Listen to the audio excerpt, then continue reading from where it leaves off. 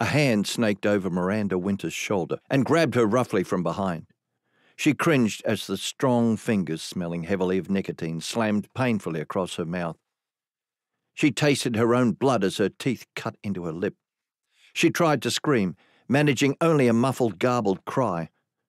Immediately she regretted the effort as the hand tightened even further across the lower half of her face. A second strong arm encircled her waist, pinning her arms in front of her, then yanked her backwards. Her backward momentum was suddenly halted as she crashed into the chest of someone behind her.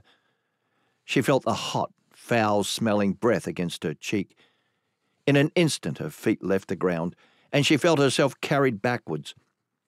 Palpable fear gripped her tighter than the arms embracing her.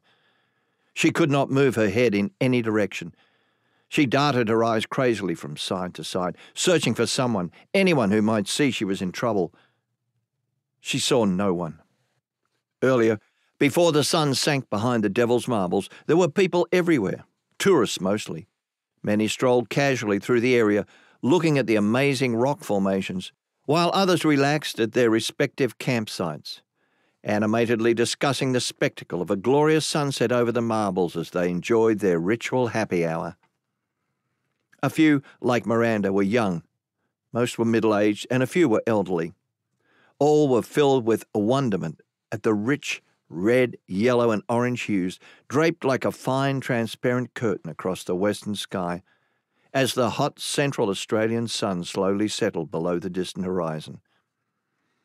Formed by the combined processes of weather and erosion over tens of millions of years, the Devil's Marbles comprised hundreds of granite boulders scattered over a large area approximately 100 kilometres south of Tennant Creek and 390 kilometres north of Alice Springs in the heart of Australia's Northern Territory.